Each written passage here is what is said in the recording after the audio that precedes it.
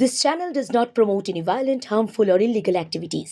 All content provided by this channel is meant for an educational purpose only.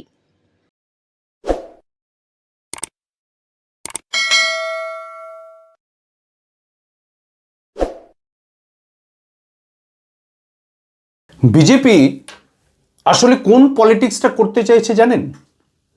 BJP আসলে SIR কে ঘিরে কোন পলিটিক্সটা করতে চাইছে? নাম বাদ দেওয়ার একটা পরিষ্কার পরিস্থিতি তৈরি করার চেষ্টা করেছে। নাম বাদ দিতে হবে, নাম বাদ দেওয়ার জন্য নানা ধরনের শুনানি ইত্যাদি যে করা হচ্ছে এবং তার থেকে যে ডাকা হচ্ছে নাম এই কারণে বাদ, ওই কারণে বাদ, এই নামের স্পেলিংয়ে বানান, বাবার নামের সঙ্গে পার্থক্য রয়েছে, দাদুর নাম, বয়সের পার্থক্য, নানা কারণ দেখিয়ে এসআইআরকে একটা জটিলতার জায়গায় নিয়ে গেছে। কিন্তু তারপরেও যখন বোঝা যাচ্ছে যে এসআইআরটা করে যে রাজনৈতিক ফয়দা তোলার চেষ্টা করেছিল, রাজনৈতিক ফয়দা তুলে ভোটার কমিয়ে দেওয়া, অর্থাৎ ভোটারদের বাতিল করে দেয়া, বহু ভোটারকে ভোট দিতে না দেওয়ার এই যে একটা চক্রান্ত, এই যে চক্রান্ত বলে আসা হচ্ছিল, রাজ্যের শাসক দল বারবার বলছিল এটা যে চক্রান্ত, সেটা কিন্তু আরেকবার প্রমাণিত হয়ে গেল তমলুকের বুকে। তমলুক কোন জায়গাকার? সেই মেদিনীপুর এলাকা, কোন এলাকা যেখানে শুভেন্দু অধিকারীরা যে রাজনীতি করেন, সেইখানকার এক নেতা, সেই নেতার নাম কি নাম না, সেই নেতা তিনি তমলুক থানার যে এলাকায় বিজেপি নেতা অমিত মণ্ডল। অমিত মণ্ডল কি করেছে? ফর্ম 7 নিয়েছে। দেখুন, এইটাই বিজেপি প্র্যাকটিসে নিয়ে যেতে চাইছে। কি করছে? এই যে মাঝে মধ্যেই পাওয়া যাচ্ছে না, আমি এই যে ফর্ম 7 নিয়ে কি কেন এই যে মাঝে ধরা পড়লো প্রায় 4000 বিজেপি নেতার গাড়ি থেকে প্রায় 1004 যে ফর্ম 7 জমা পড়লো। আচ্ছা, বিএলওরা বলছে যে বিএলএদের কাছে যে থাকাটা স্বাভাবিক। তো স্বাভাবিক কজন? 5 জন যদি নেতা ছিলেন, 5 জনই যদি সেই গাড়িতে তারা যদি বিএলএ হয়ে থাকেন, তা একজনের কাছে সর্বাধিক 10টা থাকতে পারে। তাহলে 5 জনে 50টা, 4000 কোথা থেকে এলো? তার মানে ভুয়ো তথ্য দিয়ে বিএলওদের বোকা বানিয়ে অথবা আরো অন্য কিছু করে যে নাম বাদ দেওয়ার চেষ্টা করছে। এই যে অমিত মণ্ডল শহীদ মাতঙ্গিনী ব্লকের খারুই 2 নম্বর পঞ্চায়েত এলাকার পিতুল সাহা গ্রামের বাসিন্দা। এ কি করেছে? এ করেছে কি, এর আবার স্ত্রী পঞ্চায়েতের সদস্য। ভাবুন, পঞ্চায়েতের সদস্য, সে কি করলো?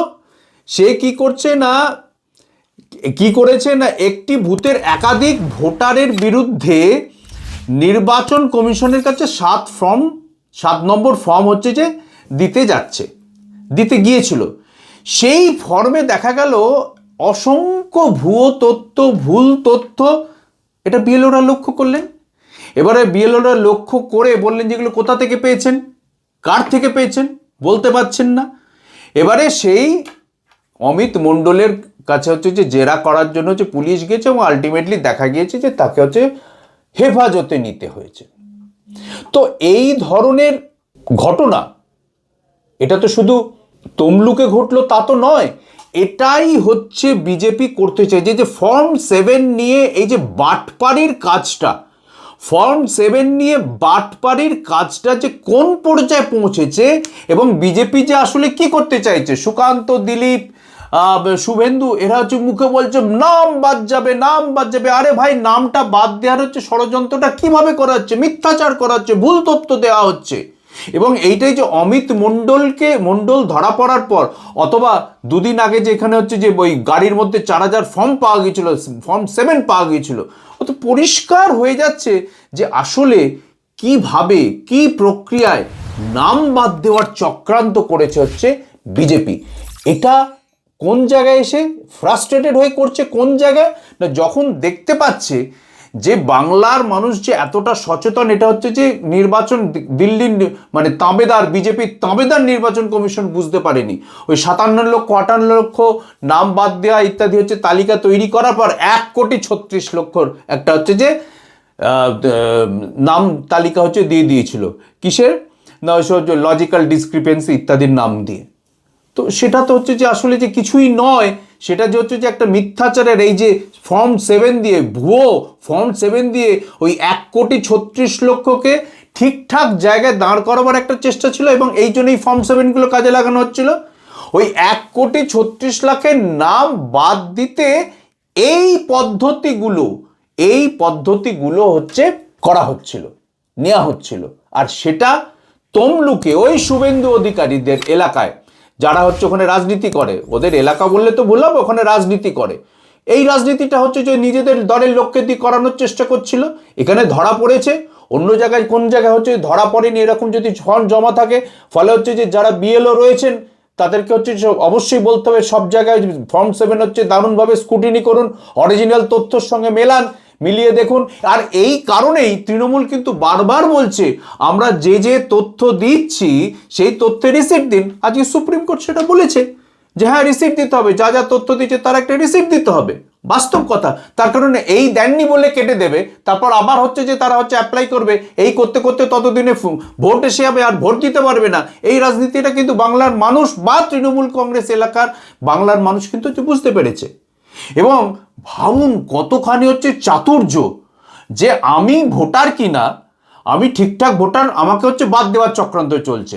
ফলে আমার বাবা মায়ের নাম বা আমার পরিবার বা পরিজনদের হচ্ছে যে ভুয়ো তথ্য দিয়ে, বাংলাদেশ ইত্যাদি অন্যান্য তথ্য দিয়ে একটা তথ্য পেশ করা হলো।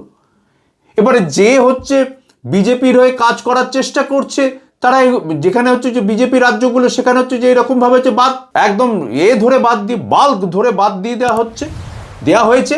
কিন্তু পশ্চিমবাংলায় এই জায়গাতেই বারবার এত হচ্ছে যে বিএলএ-2রা সচেতন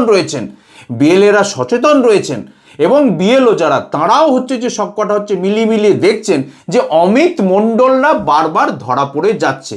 ফর্ম 7 নিয়ে হচ্ছে যে কারচুপি করছে বিজেপি, এবং কারচুপি করতে গিয়ে যেভাবে ধরা পড়ছে অমিত মণ্ডলরা ধরা পড়ছে, তাতে বোঝা যাচ্ছে যে বিজেপি আসলে কিভাবে কারচুপিটা করতে চেয়েছে। ফলে আগামী কয়েকদিন আপনারা সচেতন থাকুন, নির্দিষ্ট আপনাদের নিজেদের বুথে আপনাদের নিজেদের নাম এবং খেয়াল রাখুন কার নাম বাদ পড়ছে, কার নাম বাদ পড়ছে না, কিভাবে তার ফর্ম 7-এ কি লেখা আছে, তার জন্য হচ্ছে কি তথ্য আছে, তার পাল্টা কি তথ্য আছে, এগুলো সব হাজির করতে হবে। নইলে বাংলার বুকে যদি মহারাষ্ট্র, দিল্লি কিংবা বিহার করার চেষ্টা, তা কিন্তু হচ্ছে যে মানুষ সহ্য করবে না। ফলে সচেতন থাকুন, বিজেপির এই ঘৃণ্য চক্রান্ত, নাম বাদ দেওয়ার চক্রান্ত থেকে সচেতন থাকুন, নইলে কিন্তু বিপদ বাড়বে।